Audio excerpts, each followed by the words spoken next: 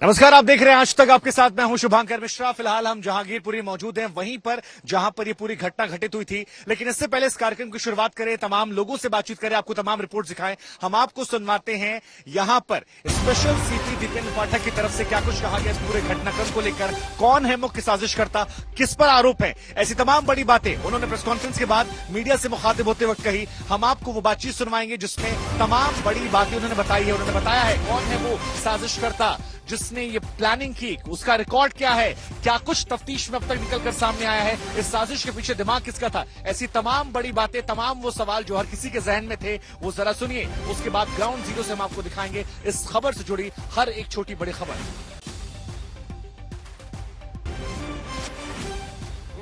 देखिए, कल जो अप्रिय घटना हुई थी उसके रेफरेंस में हम लोगों ने केस दर्ज किया था। उसके बाद सारी रात जो इंटायर दिल्ली पुलिस की जो टीम है और नॉर्थ वेस्ट डिस्ट्रिक्ट की टीम है, इसने काम किया और हमने जो एसेलेंट्स हैं, जो एग्रेसर्स हैं, जो दंगाई हैं, उनका हमने आइडेंटिफिकेशन किया और अब तक हमने 14 दंगाइयों को गिरफ्तार किया है।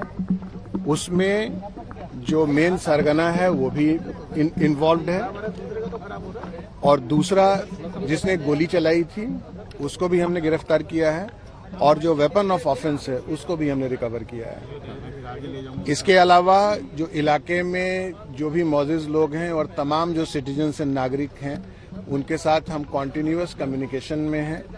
आज डीसीपी नॉर्थ वेस्ट ने एक अमन कमेटी, पीस कमेटी की मीटिंग ली है। जो 3 थाना क्षेत्र का इलाका लगता है यहाँ से, उन सभी लोगों को बुलाकर उनके साथ हमने पीस कमेटी की, अमन कमेटी की मीटिंग की है, जिसमें हमने उनसे ये दरख्वास्त की है, उनसे हमने ये रिक्वेस्ट किया है कि इलाके में ये पैगाम दें कि हमें शांति बनाए रखना है, हमें सौहार्दपूर्ण वातावरण बनाए रखना है और अगर कोई किसी भी तरह की संदेह या कोई इस तरह का कोई भी अगर सस्पिशियस एक्टिविटी अगर इलाके में या अंदर में या कोई ग्रुप आपस में बातचीत करता है या कुछ होता है तो इसकी सूचना पुलिस को दें और जो इन्वेस्टिगेशन है और जो ड्यू लीगल एक्शन है वो प्रोफेशनल और फेयर तरीके से हम अमल में लाएंगे। दो सवाल है, पहला इसमें मुख्य अभियुक्त कौन है, दूसरा ये कि क्या जांच जो है लोकल पुलिस करेगी या क्राइम या सेल को जो सरगना जो आपने बोला कि सरगना पकड़ा गया है वो कौन है? देखिए,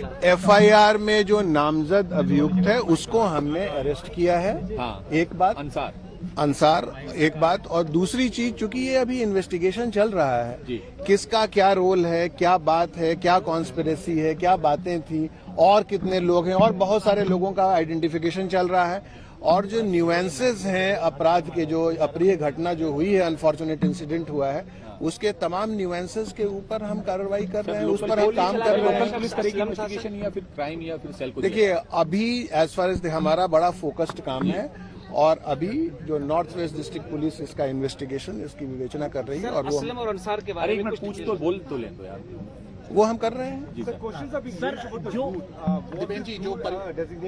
जहांगीरपुरी थाने के बाहर जो कुछ परिवार हैं उनका कहना है कि सिर्फ एक धर्म के लोग को क्यों गिरफ्तार किया गया अभी तक, और उनका आरोप है कि पुलिस ने उनके साथ मारपीट की और गाली गलौज किया है। नहीं, देखिए, अभी तो एट फर्स्ट इंस्टेंस जो भी नाम, जो भी लोगों का आइडेंटिफिकेशन हुआ है वो गिरफ्तार हुए। अभी तो इन्वेस्टिगेशन शुरू हुआ है। अभी इसका एम्बिट जो हम लोग जितने हमारे जो सीसीटीवी फुटेजेस हैं, वीडियो का जो फुटेजेस है या जो ह्यूमन इंटेलिजेंस का जो बेसिस है, इन तमाम एंगल से हम काम कर रहे हैं और जो कोई भी इस अप्रिय घटना में, इस अनफॉर्चुनेट दंगे के इंसिडेंट में लिप्त पाया जाएगा और पाया जा रहा है, उन सब के ऊपर कड़ी प्रोफेशनल कानूनी कार्रवाई होगी। तो स्पेशल सीपी दीपेंद्र पाठक को आप सुन रहे थे, जिन्होंने तमाम बातें इस पूरी घटना को लेकर रखी और बड़ी बात ये निकल कर आई कि चाहे वो हमलावर हो जिसके हाथ में हथियार था या फिर मुख्य साजिशकर्ता, ये दोनों फिलहाल पकड़ लिए गए हैं और भी लोगों तक जांच पड़ताल जारी है। वक्त के साथ काफी कुछ खुलासे होते रहेंगे। हमारे 2 संवाददाता इस वक्त इस खबर पर हमारे साथ जुड़ रहे हैं। एक तरफ हमारे साथ अरविंद जुड़ रहे हैं और दूसरी तरफ हिमांशु। लेकिन सबसे पहले अरविंद, मैं आपके पास आऊंगा क्योंकि लगातार सुबह से हम और आप चर्चा कर रहे थे। स्पेशल सीपी ने जो बड़ी बातें कही है, चाहे मुख्य साजिशकर्ता को लेकर हो, उस हथियार को लेकर हो, हमलावर को लेकर हो, ये कितनी ज्यादा अहमियत रखती है इस जांच में? और क्या यह माना जाए कि इस जांच को लेकर एक एंगल क्लियर हो गया है, कौन साजिश करता था, किसके मंसूबे थे जो पूरी तरह से कामयाब नहीं हो पाए? जी बिल्कुल, देखिए साजिश तो लग रही है, लेकिन अभी देखिए धीरे धीरे परतें खुलेंगी। फिलहाल तो पुलिस के लिए दो बड़ी चुनौती थी। एक, जो कानून व्यवस्था को पूरी तरह से यहाँ पर सुचारू ढंग से चलाना, और आप देख पा रहे हैं यहाँ पर जो फोर्स है उसकी तैनाती यहाँ पर काफी ज्यादा है। वो तस्वीरें भी आप खुद भी देख रहे होंगे शुभंकर। उसके अलावा अमन पीस कमेटी की मीटिंग हुई है। लेकिन जो बड़ा खुलासा किया है वो ये खुलासा किया है, जैसे FIR में भी था, कि जो अंसार है वो मेन सरगना है, यानी मेन मास्टरमाइंड है इस पूरे दंगे फसाद का। नंबर 1। नंबर 2, उसे भी गिरफ्तार कर लिया गया है। नंबर 2, असलम। जिस तरह की बात आ रही थी कि भीड़ की तरफ से फायरिंग हुई है और साथ ही साथ जो शोभा यात्रा उस पर फायरिंग हुई है, उसका जो आरोपी है असलम, उसे गिरफ्तार कर लिया गया है। उसके पास से अवैध हथियार बरामद हुआ है। कुल 14 लोगों को गिरफ्तार किया गया है। जाहिर सी बात, हम इनसे पूछताछ होगी और ये जानने की कोशिश होगी कि क्या कोई ये प्री प्लानिंग थी, क्या ये साजिश के तहत अटैक किया गया, कितने और लोग थे इस पूरी साजिश में। ये तमाम वो परतें हैं जो इनसे पूछताछ के बाद खुलेंगी। अभी तो ताजा ताजा गिरफ्तारी हुई है और उसके बाद ये भी सामने आया है कि दोनों ही, चाहे मेन सरगना इस पूरी हिंसा का अंसार, उसका भी आपराधिक रिकॉर्ड है, और जो असलम है जो गिरफ्तार किया है, जिसने फायरिंग की थी, जिसमें एक पुलिसकर्मी भी घायल हुआ था, उसका भी आपराधिक रिकॉर्ड है। तो अभी 14 लोगों की गिरफ्तारी हुई है। लेकिन राहत की बात यह है और बड़ी बात यह है कि फिलहाल जहांगीरपुरी इलाके में पूरी तरह से शांति बनी हुई है, जो पुलिस के लिए एक बड़ी चुनौती था। शुभंकर। बिल्कुल बिल्कुल, अंसार असलम का जिक्र आपने किया है, इनको लेकर तमाम बड़ी बातें कही गई। ये भी कहा गया कि आगे जैसे जैसे वक्त बीतेगा, जांच पड़ताल आगे बढ़ेगी, वैसे वैसे नई परतें खुलेंगी। लेकिन आज तक ने मेधालाल से बात की है, ये वो SI हैं जो वहां पर घायल हुए थे, उनकी क्या कुछ कहना है हम आपको सुनवाते हैं, क्योंकि इनको समझना भी जरूरी है। ये वहां थे, इस पूरे हिंसा का दंश जो इन्होंने झेला भी है, देखा भी है। जरा इन्हें सुनिए, फिर लौटते हैं, बातचीत करते हैं। 6 बजे के बाद, 6 बजे शाम के बाद है, 6 साढ़े 6 बजे की। पहले मस्जिद पे वहाँ शुरू हुआ था, वहाँ बहस हुई थी। बहस फिर बाद में झगड़े में बदल गई, पथराव शुरू हो गया। फिर बाद में वहाँ से तो स्टाफ ने उनको समझा दिया, दोनों को दूर दूर कर दिया। ये शोभा यात्रा वाले G ब्लॉक साइड चले गए, ये इनको C ब्लॉक में रोक दिया। बीच में पुलिस खड़ी थी। बाद में फिर पब्लिक आई उसमें C ब्लॉक साइड से। बाद में फिर ज्यादा पथराव हो गया, उसमें फिर ऊपर से भी पत्थर मार रहे थे, सामने से भी। मेधालाल जी, किस बात को लेकर बहस हुई, इस बात के बारे में आपको कुछ पता चल पाया, क्योंकि आप खुद ही उस वक्त मौके पर मौजूद थी? तो क्या ऐसी बातचीत थी जिसके कारण पथराव शुरू हो गया, बोतलें, तलवार सब निकल आया? नहीं, आगे क्या हुआ, पहले किस बात पे बहस हुई वो मेरे को पता नहीं। मैं पीछे साइड में था, पीछे की। जब जैसे ज्यादा झगड़ा बढ़ते चले गए, आगे स्टाफ आता रहा। जब फिर वो उनको समझा दिया, वहाँ पहले पथराव शुरू हो गया, उनका ज्यादा बहस झगड़े में रूप ले लिया। बाद में उनको समझा के दूर दूर कर दिया। यात्रा में कितने लोग मौजूद थे और उसके बाद ओवरऑल कितने लोग आ गए थे, कितनी भीड़ इकट्ठा हो गई थी? बाद में तो करीब 1000 आदमी हो गए थे, 1000 के आसपास थे। आपने उन्हें समझाने की कोशिश की, आप बता पाएंगे कि क्या हुआ था वहां पर जब आपने उन्हें समझाने की कोशिश की? दोनों तरफ से पथराव हो रहे थे। वो भी समझा रहे थे, वो धक्का देते आ रहे थे वापस उधर, जैसे धक्का पुलिस से भी धक्का मुक्की कर रहे थे वो। बाद में फिर पीछे से कोई पत्थर मार रहा था, कोई बोतल मार रहा था, और ऊपर सामने से वो ईंट रोड़े पत्थर मार रहे थे ऊपर लेडीज जो खड़ी थी।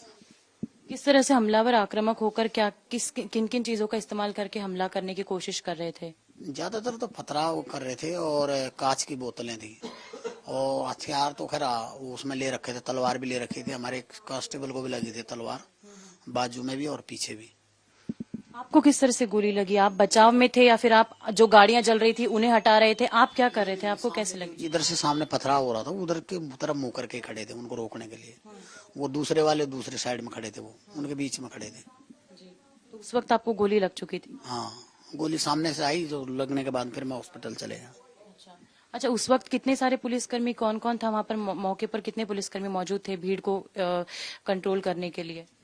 15-20 आदमी थे। SHO साहब भी थे हमारे, ब्रेवो साहब भी थे जो यहाँ पर ये बातचीत आपने सुनी और उन्होंने बताया किस तरह से उन्हें गोली लगी, ना सिर्फ गोली लगी बल्कि वहां पर उस वक्त घटना का मंजर क्या था वो भी उन्होंने दिखाने समझाने की कोशिश की। हालांकि हम आपको बता दें कि यहां पर ग्राउंड जीरो में तापमान जो है काफी बढ़ गया है, लेकिन पुलिस प्रशासन की मौजूदगी की वजह से चीजें जो हैं वो धीरे धीरे नॉर्मल होने लगी हैं। लेकिन आज तक के दर्शकों को एक बार फिर हम बताते चले कि इस गिरफ्तारी के बीच में हम उसी चौराहे पर मौजूद हैं जहां पर कल ये पूरी घटना घटित हुई थी। इधर अगर आप देखेंगे दाईं तरफ तो वहां पर ये मस्जिद थी जहां पर ये पूरा विवाद हुआ था और हमारे साथ इसी खबर पर हिमांशु जुड़ रहे हैं। हिमांशु, मेरे पीछे ही वो रास्ता है जहां से शोभा यात्रा निकाली गई थी, 2 बार आई, कुछ नहीं हुआ, तीसरी बार में विवाद हो गया। अब जब यहां पर हम एफआईआर देख रहे हैं तो उसमें एक शब्द आ रहा है कि शांतिपूर्वक शोभा यात्रा चल रही थी। तो क्या इससे एफआईआर से एक बात क्लियर हो जाती है कि विवाद एक पक्ष से हुआ था, या इसको लेकर भी आगे विवाद देखने को मिल सकता है पक्षपात का, या इसको लेकर भी सवाल जवाब हो सकते हैं? देखिए, सवाल तो अभी से खड़े हो रहे हैं शुभांकर, और दिल्ली पुलिस जो जांच कर रही है उसमें सबसे इंपॉर्टेंट क्या है कि जब शोभा यात्रा जब निकल रही थी यहां से और पहली बार जब झड़प हुआ, जिसका जो एसआई हैं जिन्हें गोली लगी है उनका यह कहना था जब झड़प हुआ तो उन्होंने बीच बचाव किया और लोगों के बीच में एक तरीके से दीवार बन के वो खड़े हो गए थे। लेकिन उसके तकरीबन 15 से 20, मतलब ये जो पूरा टाइम फ्रेम है शुभांकर, ये 15 से 20 मिनट का जो वक्त है ये बहुत महत्वपूर्ण है, क्योंकि वहां से वो लोग निकल गए थे और फिर बताया जा रहा है कि बड़ी संख्या में भीड़ निकल के आती है और भीड़ इधर से भी निकल के आती है। आप देखिए यहां पर पैरामिलिट्री फोर्सेस के, दिल्ली पुलिस के तमाम जवान यहां पर मौजूद हैं सुरक्षा के लिए, तो भीड़ निकल के आती है। तो इस 15 से 20 मिनट के बीच क्या हुआ? क्या लोगों को जुटने के लिए कहा गया? क्या भीड़ जुटाने के लिए किस तरीके से मैसेज इतनी जल्दी पहुंची लोगों के पास कि लोग निकल के बाहर आ गए? तो यही वो चीज है जिसको पुलिस समझने की कोशिश कर रही है और इसके लिए तमाम जो टेक्निकल सर्विलांस है वो, इसके अलावा लोकल जो पुलिस के मुखबिर होते हैं उनके जरिए पुलिस पता लगाने की कोशिश कर रही है। पुलिस का कहना है कि अंसार एक हिस्ट्री शीटर है, 7 केसेस उसके ऊपर पहले से दर्ज है। दूसरा जो असलम है, इनके बीच क्या कोई रिलेशन है क्या? क्योंकि असलम गोली चलाता है, अंसार से पहले झगड़ा होता है। तो 2 चीजें, एक तो वो टाइम फ्रेम के बीच क्या साजिश हुई थी, किस तरीके से लोगों के पास मैसेज गया, और अंसार और असलम के बीच कोई रिलेशन तो नहीं है। इन्वेस्टिगेशन में ये 2 यही बड़ी बात आप कह रहे हैं।